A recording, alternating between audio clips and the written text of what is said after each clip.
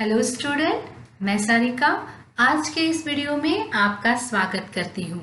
आज हम पढ़ने जा रहे हैं स्पर्श पाठ्यपुस्तक की कविता पर्वत प्रदेश में पावस, जिसे लिखा है कवि सुमित्रानंदन पंत जी ने। आज हम इस कविता का भाग पहला पढ़ने जा रहे हैं। आइए सर्वप्रथम कवि सुमित्रानंदन पंत जी का परिचय हम देखते हैं। सुमित्रानंदन पंत जी का जन्म 20 मई 1900 को उत्तराखंड के कौसानी अल्मोड़ा प्रांत में हुआ। पंत जी को अपनी 7 साल की उम्र में लिखी कविता के लिए पुरस्कार मिला और शायद यहीं से उनके काव्य लेखन की शुरुआत हुई। पंत जी की अधिकतर कविताओं में प्रकृति के सुंदर सुंदर दृश्यों का वर्णन मिलता है, इसलिए उन्हें प्रकृति के कवि भी कहा जाता है। उनकी रचनाएं हैं कला और बूढ़ा चांद, जिसे 1960 में साहित्य अकादमी का पुरस्कार मिला, और 1969 में उनके चिदम्बरा इस संग्रह को साहित्य का सर्वोच्च ज्ञानपीठ पुरस्कार मिला। इनकी अन्य रचनाएं हैं वीणा, पल्लव, युगवाणी, ग्राम्या और लोकायतन। 28 दिसंबर 1977 को सुमित्रानंदन पंत जी का देहावसान हुआ। छात्रों, आपको पहाड़ तो पसंद होंगे ही, क्यों नहीं होंगे? इसीलिए तो आप अक्सर अपने छुट्टियों में पहाड़ों पर जाने की जिद करते होंगे, पहाड़ी क्षेत्रों की यात्रा पर जाना पसंद करते होंगे, कुल्लू, मनाली, शिमला जैसे जगहों पर जाना पसंद करते होंगे। बिल्कुल सही। भला ऐसा कोई भी इंसान हो सकता है जो पहाड़ों पर ना जाना चाहता हो? जिन लोगों को दूर हिमालय पर जाने का मौका नहीं मिल पाता, वो लोग अपने आसपास के पहाड़ी इलाकों में जाने का कोई मौका नहीं छोड़ते। जब आप पहाड़ों को याद कर रहे हो और ऐसे में किसी कवि की कविता अगर कक्षा में बैठे बैठे ही आपको ऐसा एहसास करवा दे कि आप अभी अभी पहाड़ों से घूम कर आ रहे हो, तो वो बात ही अलग होगी।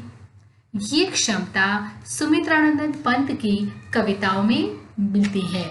जब हम उनकी कविताएं पढ़ते हैं, प्रकृति से पूर्ण ऐसी उनकी कविताएं पढ़ते हैं, तो एक पल के लिए ऐसा लगता है कि हम वो सारे दृश्य जिसका वर्णन कविता में है, हम बिल्कुल वो अपनी आंखों से देख रहे हैं, इतनी सजीवता उसमें होती है।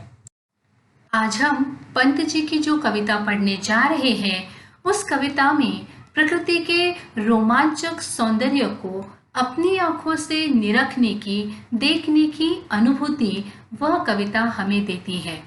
ऐसा लगता है मानो हम किसी ऐसे रम्य स्थल पर आ पहुंचे हैं जहां पहाड़ों की अपार पंक्तियां अर्थात लंबी कतारें हैं, आसपास झरने बह रहे हैं और हम सब कुछ भूलकर उसी में लीन रहना चाहते हैं, खो जाना चाहते हैं। कवि कक्षा में बैठे बैठे ही पर्वतीय आंचल अर्थात पर्वतीय क्षेत्र में विचरण करने की, घूमने की अनुभूति हमें दे जाता है। उनके इस क्षमता के बारे में महाप्राण निराला जी, यह भी एक बहुत बड़े कवि हैं, उन्होंने पंत जी के बारे में यह कहा है कि उनकी सबसे बड़ी प्रतिभा अर्थात योग्यता यह है कि वे अपनी कृतियों को अधिक से अधिक सुंदर बना देते हैं, जिसे पढ़कर या सुनकर हमें बहुत आनंद आता है।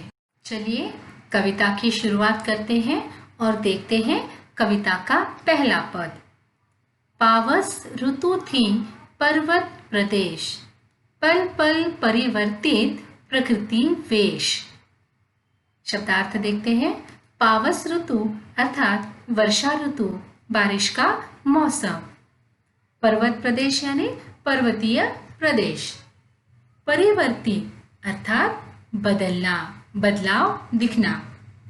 पल पल यानी हर क्षण, हर पल।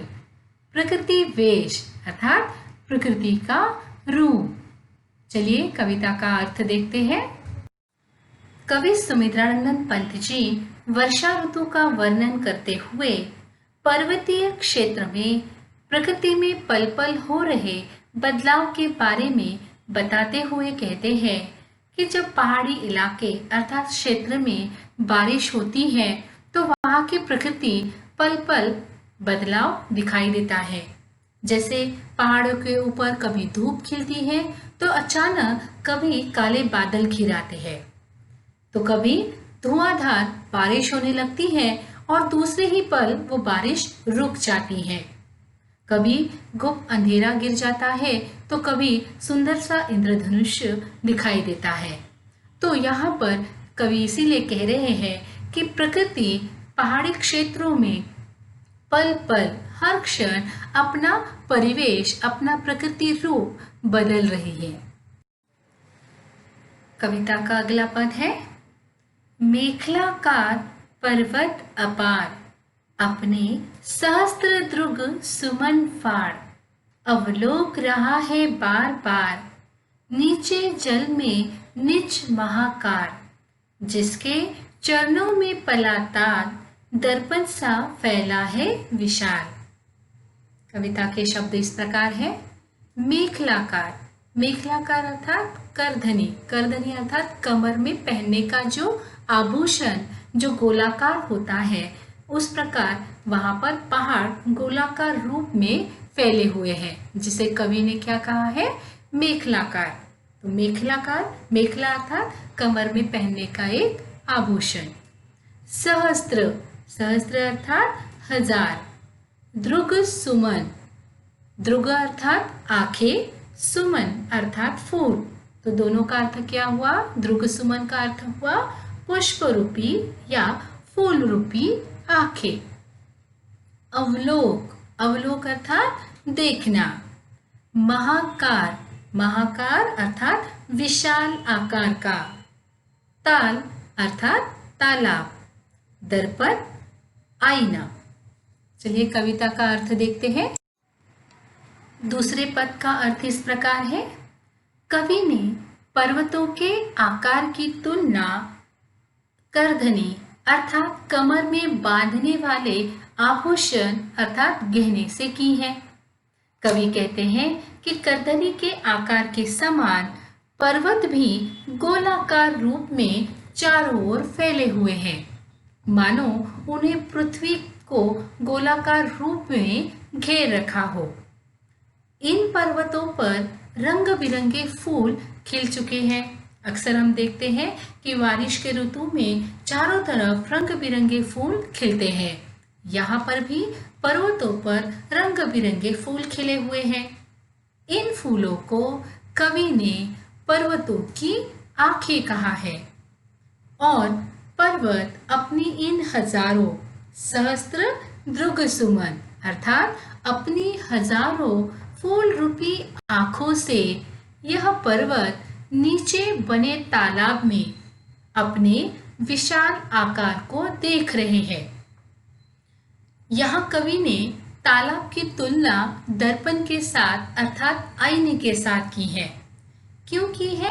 क्योंकि जिस प्रकार आईने में हमें हमारा प्रतिबिंब दिखाई देता है, उसी प्रकार पहाड़ के नीचे जो तालाब बना है, उस तालाब में क्या दिख रहा है? पहाड़ों का, पर्वतों का प्रतिबिंब दिखाई दे रहा है। इसीलिए कवि यहाँ पर तालाब को दर्पण कह रहे हैं। यहाँ कवि ने प्रकृति का मानवीकरण किया है। मानवीकरण यह एक अलंकार है। अब अलंकार किसे कहते हैं, इस भाग को हम अलग से देखेंगे, क्योंकि इस विषय को सीबीएसई ने हमारे पाठ्यक्रम में इस वर्ष शामिल किया है। तो सिर्फ आप इतना समझ लीजिए कि मानवीकरण किसे कहते हैं, कि जब प्राकृतिक वस्तुओं जैसे पेड़, पौधे, फूल, बादल आदि में जब हम मानवीय भावनाओं का वर्णन करते हैं या किसी निर्जीव वस्तु को सजीव दर्शाते हैं, तब वहाँ मानवीकरण अलंकार होता है।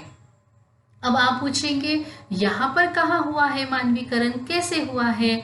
तो देखिए कवि क्या कह रहे हैं कि पहाड़ अपने रूप को किस में देख रहा है? तालाब रूपी दर्पण में देख रहा है। तो अपने रूप सौंदर्य को आईने में देखना, यह स्वभाव किसका है?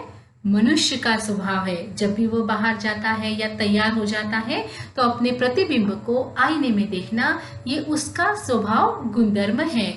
पहाड़ों का है क्या? नहीं, परंतु कवि ने यहाँ पर ऐसा कहा है कि पर्वत अपने सौंदर्य को कहाँ देख रहे हैं?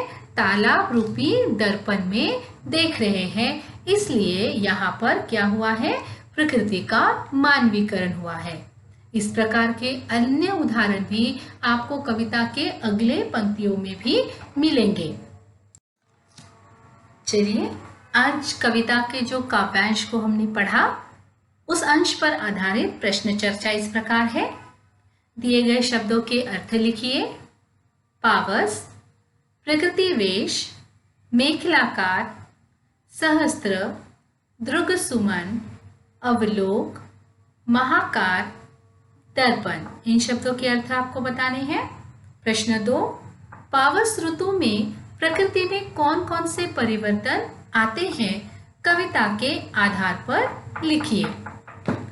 मेखलाकार शब्द का क्या अर्थ है? कवि ने इसका प्रयोग यहाँ किस अर्थ में किया है? प्रश्न 4, कवि ने तालाब की तुलना किसके साथ की है और क्यों? प्रश्न 5, आपके यहाँ वर्षा ऋतु में होने वाले बदलाव को लिखिए। आपके यहाँ जब बारिश गिरती है तो कौन कौन से बदलाव आप अपने आसपास देखते हैं अपने जीवन में, या मौसम में कौन कौन से बदलाव, आपके दिनचर्या में कौन कौन से बदलाव दिखाई देते हैं, तो वो आपको यहाँ पर लिखना है। आज के लिए बस इतना ही। कविता का अगला अंश हम अगले वीडियो में देखते हैं। तब तक के लिए धन्यवाद।